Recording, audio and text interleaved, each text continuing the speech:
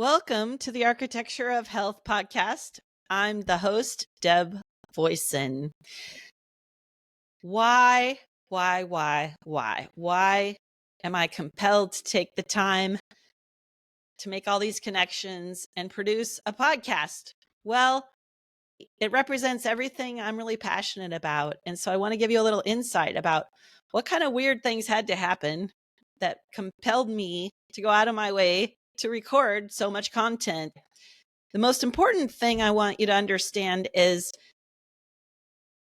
the words architecture of health. So health means whole.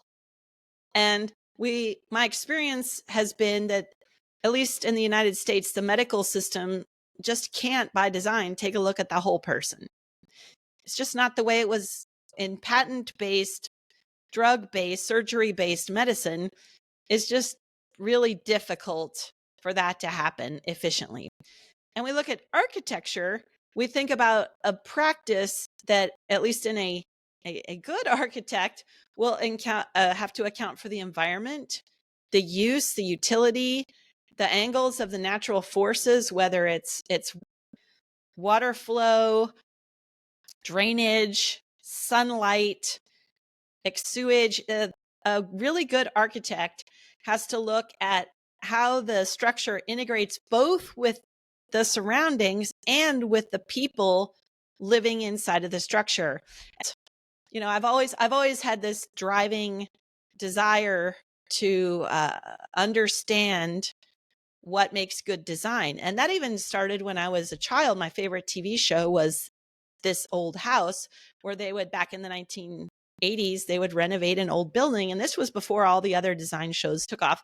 Show the thoughtful process for taking a really ugly or broken home to something really useful, beautiful, and well thought out in terms of history, neighborhood, materials, budget. Now, actually, that was my one criticism of that show, is they didn't pay enough attention to budget, in my opinion. So later, I studied architecture in college. I was, architectural engineering. And once I learned architectural engineering was just the dull stuff, like the heating and air conditioning and the electrical systems, I switched over to purely studying architecture, and was really surprised at how much we looked at classic design, ancient palazzo designs. We'd be redrawing known patterns that existed.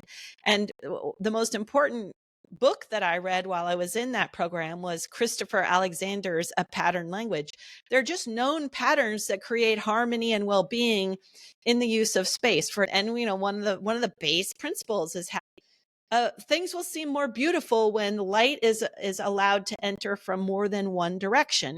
So from that point on, I always made sure that the places I lived, I picked ones that had that baseline aesthetic, so that during the day when I would catch glimpses of myself, just everybody felt more beautiful, felt better. Imagine if all the dressing rooms knew this. What if every dressing room in every retail store that lets you get dressed gave the generous gift to the person changing clothes a little side lighting to take care of the harsh ugliness of overhead lighting? So why I said all that is this is just who I am, and this is how I think. And while for a few years I was a nomadic hippie and yoga teacher, that I'll save that for another time. But it's eventually this design thinking I got into professionally during the .com era, and just gravitated towards just get in and do stuff, do market research, start creating things, sell web design projects. And what happened is, when I started to sell web design projects, the funny thing is I would go in and ask so many questions, and I had this vision like, oh, this is back in 1990, 99, I don't know. But I just had this vision, everything is going to be on the web. I just knew it. And so I just kept selling bigger and bigger projects. And the thing is, I didn't realize that it was hard to build those. So then I had to move over and help the team imagine, figure out how to build these things, find engineers to work with, find designers.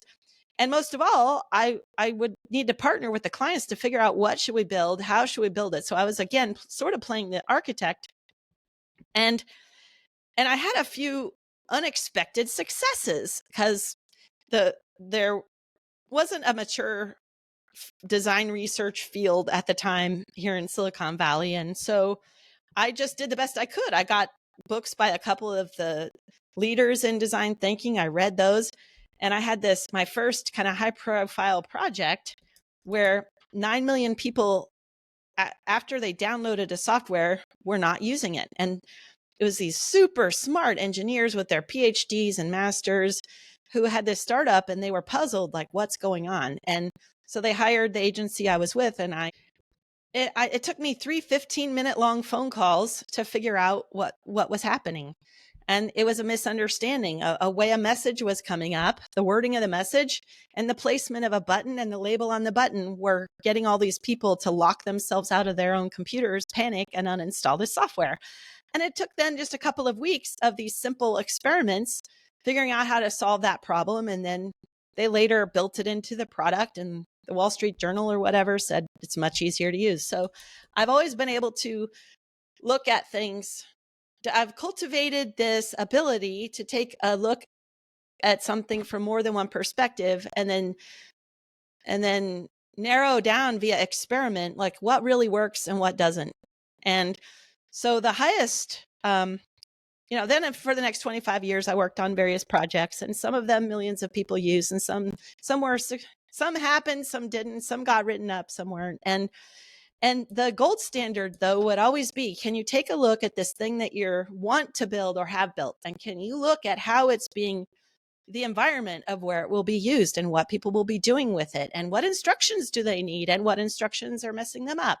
And do they even need this thing at all? So I was lucky. I figured out this was a good thing for me to do without even more education than an associate's degree. But over time, what happened is I kept going with things that would keep me healthy. I knew I studied primal posture from Jean Couch and Esther Goclay. I was doing my best to sit at a computer and have long commutes and not get wrecked. And I'm sure that was building up on me, but to balance that out, I was studying West African dance, which has these really gorgeous nonlinear movement, springy, embodied, grounded. It's lovely. And I knew I had picked it as a regenerative tool, but I didn't realize where my worlds were starting to collide, in that just the postural patterns I'd had for so many years, and all the sitting was kind of, I was probably moving on a pretty shaky foundation. And I didn't realize this. And then, there I am, I'm working a lot. And then my partner and I decided to have a child. I did all this research to make sure it'd be natural, so he wouldn't have any extra chemicals, and it'll be easy. After the birth, this perfectly healthy, natural birth, a week later, we're having to tangle with the emergency unit for babies, and then we're having to tangle with crazy emergencies, and this test and that test, and it was so scary. And the nurses would say, oh yeah, those antibiotics you had to take might have had something to do with this. And oh yeah, his cord being wrapped around his neck a couple of times might have had something to do with this. But the doctors couldn't say that. Legally, they probably couldn't say anything that they didn't really know. But the crazy thing is, at the end of all this scary stuff, breathing related issues, we end up with a prescription for antacids and no other advice. And just knowing that he stops breathing a lot at night. So what the crazy thing is, this giant bill, and we have to pay 20,000 of it because got such great insurance, right? That was an awakening. I was like, wow, all this money, all this time, even this invasive surgery, and it didn't work. Nothing that they did worked. And they're giving me this like little Band-Aid. Oh, here's some acid reflux medicine. And I couldn't accept that that's the best outcome we could have. It was a natural birth. I'd eaten really beautifully. I mean, I just couldn't accept that. Thankfully, as a breastfeeding mom, I figured out that it was what I was eating that was triggering sort of allergic processes in him, and that were appearing as acid reflux. And so we were able to really manage manage that. But then there are a whole bunch of other things that happened later that were cascading events out of this, all these original stressors. Even PTSD, I didn't know was caused by the harsh medical interventions where they were separating my son from I in these causing this trauma. So why I said all that is I kept going back like a puppy going back to its owner and getting kicked, because I just kept thinking, oh, I'll go back to the doctor, and then something bad would happen every time. So hopefully this isn't your story, but it took me a while to get really settled. This is my job. My job is to have a healthy child. This is my job. And so the researcher in me, the design researcher in me, went mad in a great way. I learned about how the lymphatic system works. I learned how the nervous system works. How do you rebuild myelin sheaths? Which nutritional deficiencies cause that? Electromagnetic frequencies, toxins in bedding. Like I didn't stop. And the main thing is I focused on whenever someone was having a positive result. I learned that woman whose kid over there had one of these many, quote, incurable diseases we later came across. I learned, oh, wow, pharmaceutical companies own all the main keywords on almost every disease. So if you want to find a cure, you need to jump out of that paywall. And I learned to use compound search terms like Tourette's, nutritional deficiencies, or Tourette's, teenager cured, all these, until I started to find the patterns. And the patterns were detox and nourish, de-stress and enliven. And the patterns became so clear. And I started to understand that the body gets inflamed because it's healing something. And as long as the inflammation passes and you are able to excrete, then the body is this beautiful self-healing mechanism if it's given the right conditions to heal. So why did I say all that? Well, this really led me, Esther Goclay also, and some of my other health through movement mentors, what they do that the Western medical system doesn't do is they look at, wow, there's a shining example of health. How did that occur? And we don't hear that much of it because it's not one thing. It's several overlapping systems. For example, if we look at in Japan, where there are very few old folks homes, people at least who require that level of care as they age. Yet, that's not necessarily because of the way they go to doctors. And who knows how many interacting systems are arriving at that outcome, but you can't ignore one of them, which is the fact they get up and down from the ground multiple times a day, whether it's to go to bed or it's to go to the bathroom, and other cultural forces at play. And so the nice thing is, as I learned to focus on figuring out, wow, who's the exception? Who is it that is winning the Olympic gold in sprinting? And why is it they wiggle their spine in a way the other guys don't? Because it works. Why does that guy over there, why did he put his Parkinson's fully into remission himself by changing the way he walked? Because it worked. Now, is that the only factor? No. And that's the other thing. Is taking away the focus from the problem and looking at the things around the problem. For example, with my hip injury, I actually need to look all the way back to when I was 8 and thoughtlessly sat in lotus position because I saw some yoga lady on TV doing it. And I couldn't even connect the fact that when my teachers, a few years later in PE, I was forced to take PE and they forced us to walk or run a mile. I couldn't even walk the mile because of the hyperflaccidity in my hips, knees, and ankles. And then later that year when I tried ice skating for the first time, I could not stand up at all. I was around 150 people in a ice skating rink crawling on my knees. I couldn't connect that I was picking ways to distort myself that were interfering with my base locomotive patterns as a human. So many years later at 56, as I have these recurrent needs to wrap my own tissues with strength so that I don't have to hire someone to put metal in me, I look at, okay, so what does work? So now that I understand, the better I get at my forward moving locomotive pattern, a lot of my other biomechanical problems are going away. So that's kind of the name of the game here. That's why I have the Fibonacci sequence, which is the golden mean, that spiral. It's because there is an order to things when we understand what are the larger forces at play. When we understand that gravity, our 90% of our brain's energy is expended in doing these negotiations about how we're hanging in a field of gravity. Talk about better than winning a lottery. It's a smart investment. As long as we understand what's at play, what's our current context. Here's another extreme.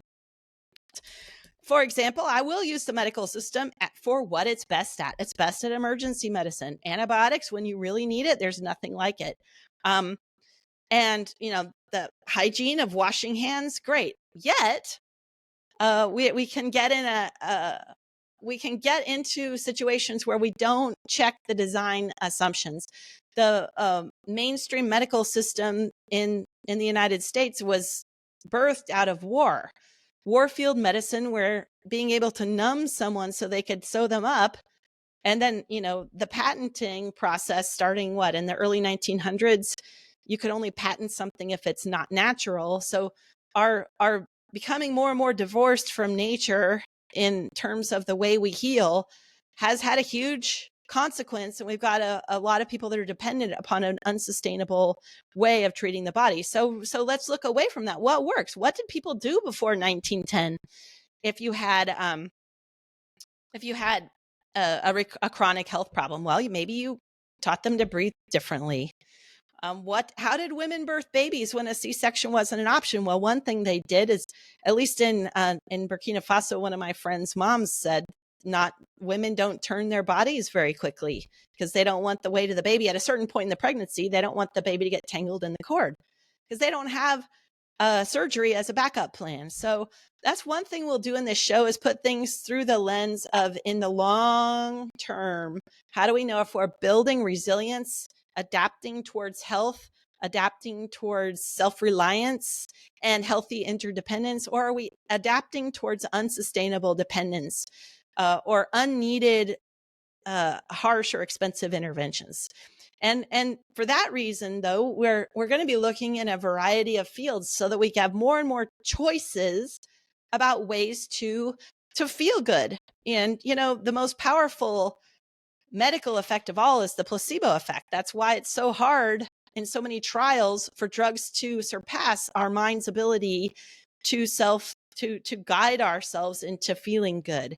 And the nocebo effect is just as strong, where if you think something bad is going to happen, you're way more likely to get sick and have something bad happen. So and then there are so many commonly accepted practices like back surgery, yet that haven't proven to perform better than placebos, yet they're common. So that's one of the strategies. Look behind the research. What were the assumptions? Like I said, my worst problems were often when I did something because I thought it was unquestionably healthy.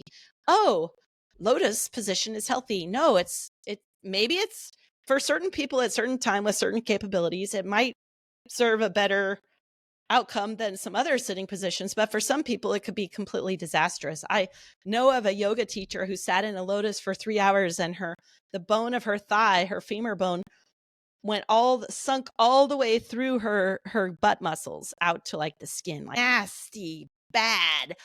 Now, is that going to happen to every person that sits in lotus? No, but we have to ask, why do we even want to sit in lotus in the first place? Can we measure if that makes us better at what humans are designed to do? We're designed to 80% move forward through space. Are we getting better at that, or are we getting worse?